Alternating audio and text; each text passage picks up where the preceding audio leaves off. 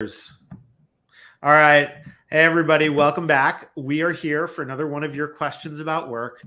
And this one is one that is just coming up more and more. And I love it because it's the kind of big experiment that I feel like as a society we're having.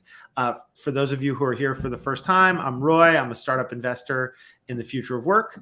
And we tackle some of your practical dilemmas about work. And if you want, what you can do is you can look and find past episodes that we've had on thisisnotadvice.org. But today I'm here with Odessa, OJ, who is the president of Emtrain, which I'll let her tell you about. Actually, I didn't even ask you pronouns, but her? She and her, yeah. Okay, good. Is one of the companies that is part of this vanguard of organizations that have introduced a 4-day work week. And somehow, while also starting a company, maybe the 4-day work week has something to do with that OJ is also the founder of the Women's National Football League. That is tackle football, yes. Professional tackle football. And so I'm curious to hear about all that too. But so the question today is, I've got a company. Should I make my company have a 4-day work week? Would love any and all perspective and really grateful for you joining us. Sweet. Yeah. Thanks for having me, Roy. I'm super excited to talk about this. Should your company have a 4-day work week? Really, all I can do is share stories, anecdotes, and conversations that have done well for me. I think when you say that this is an experiment, when you are leading companies, you're just leading people.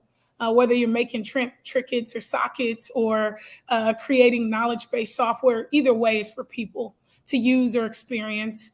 And so for me, the way I lead is I lead by thinking about my people first and how to get the most out of them. So for Emtrain, the best decision that we could make for our people was create a more flexible work week for them. And that is to give them Fridays off. And it's been really world changing for some of the employees of Emtrain. I know you hear a lot of 4-day work week companies say that, but it really has. So based on my experience and the experience of some of my peers who are doing it in their companies, I would absolutely say it's something that everyone should try. Well, I would love to actually just hear the story of how did it come to be? Like, did some employee come and suggest it to you? And then what has actually the experience been of both introducing it? Like, what were the hard problems you had to solve? And then what have people's experiences been now that you've done it? We'd just love to hear that whole arc.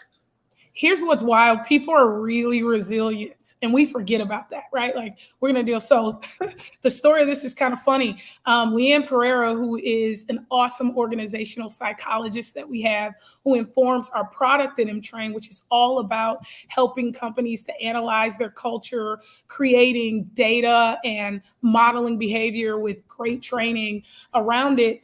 And Leanne came to me and said, had some information. She's always passing me data about how to build a better culture at Emtrain, practicing what we sell.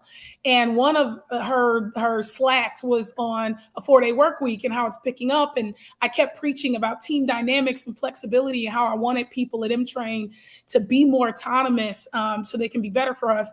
And she sent the article. And it had already been on my mind because one of my peers, founders, Matt Combs, who I worked with before, had already been in a 4-day work week for 1.5 years. Oh, cool. I am doing this. I knew I was doing it. And I just saw the note from Leanne as a sign. So I thought I was sending an email to the management team. And I'm all excited. I'm passionate. I think I know where this is going. Where this is going. So I write the Happens to me too. Has happened to me too. I write the email to the management team that's basically saying, yeah, I've been here a couple of months. I want to do what's best for people. I believe that we got the right kind of team that believes in discipline, that needs more time to be able to give back to Emtrain. And I want people at Emtrain to be more excited about coming to work than they are about leaving work. So let's pilot a 4-day work week. Send. It went to everybody. All right, so keep going. I'm listening. Everybody in the company got the email. And we started to immediately get pinged. Yes. Oh yeah, let's do this. And so I hadn't even talked to the board about it. It was just, so for us at Emtrain, it really started the way that I think it should start for every company, which is a very transparent conversation with your employee base about how you are thinking about how to impact them at work and outside of work. So from there, it just started as a transparent conversation. And every month we have a very transparent conversation about, is this working for us? And it's worked tremendously. And so tell us, how do you know it's worked tremendously? Because here, I'm going to play the role of cranky boss. So cranky boss says, I mean, clearly from an employee's perspective, it's like, you're going to pay me the same amount. I'm going to work 80% as much. So it's like getting a 20% raise. I mean, on some level, and more time to be a parent, all that stuff, a community member, practice my hobbies, just rest, whatever. By the way, I am a believer that like one of the most successful tech executives I ever knew is like, dirty secret, I can get my job done in 4 hours a day. And I think we all know that if you work well and are selective, the relationship between hours worked and output is just unpredictable. And at the same time, there's intensity. But cranky old boss says two things.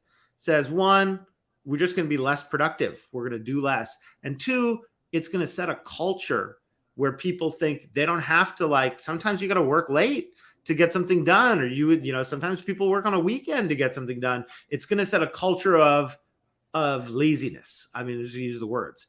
And so that's what cranky old boss would say. How has your experience been on those fronts? So it was very, very transparent. I'm a coach. By living. I present myself as a C-suite executive, as a coach. I want us to come together as a team. So I set a very clear expectation when I defined success for what our 4-day work week. In order to keep it, our company had to do 3 very simple things. One, we had to evaluate, were we meeting our corporate objectives? Top line, bottom line, project wise, were we doing what we said we were supposed to do to be a healthy business? Step 1, something we would evaluate every quarter. Are people happier and more productive? Are they getting more done with less time, the same amount or less? And third was for our external clients. Are our clients being negatively impacted by our decision to change our business? That was my worry too. Like, what happens if a client hits you up on a Friday? Right. So those 3 things ended up categorizing a lot. People obviously became very happy and more flexible. But also what they found out is they worked more intentional together. So those 2-hour meetings that you have when 45 minutes you didn't have any really desired outcomes, we have very intentional, very productive meetings. When you're grabbing somebody's time on a Monday through Thursday, it needs to be to get something done. If you want to go spend some time and make an appointment for your hair and your nails, or a doctor's appointment, you do it on Friday. You don't do it on 1 o'clock on a Tuesday. Right. Good point. Like, we all find ways to sneak these things in. Exactly. So that behavior started to change naturally. And every month we look at those 3 things. Are you happier, more productive? Are we hitting our business objectives? Are our clients negatively impacted? The 2 answers is yes, we're killing it. Yes, I'm happier. No, clients are not negative affected. As a matter of fact, clients are saying, how's it going over there with that 4-day work week? I want to try that. I love that, because they're all curious and think you're great. And so, okay, but practical thing, what happens if a client hits you up on a Friday? You take the meeting. Generally, it's flexible. So that number 2, really, I wrote my Living It Together t-shirt, because one of the things that we did talk about is sometimes you're going to have to do business on Friday. Yeah. Sometimes in our business, you did business on Saturday or Sunday. Totally. This seems like less of an intrusion. It is much less of an intrusion. It all starts with communication. Are you willing to step in and do this thing? And is the client clearly understanding that this is an exception and not a norm? Well, you're meeting with me outside of business hours. That makes sense. The other deep, I think, to me, insight in what you're sharing is, it's not like people respond automatically to things. They have choice. And so you said, we're trying this. For this to work, you have to prove the following things. And so people have a reason to want to keep it and come together. But here's a real question is, can you ever go back? Like, let's say it wasn't working and you were less productive.